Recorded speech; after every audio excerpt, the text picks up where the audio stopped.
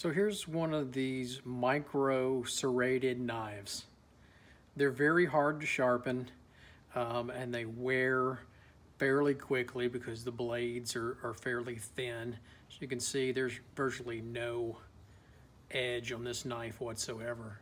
So I'm going to try to sharpen it and make it cut a lot better for the client.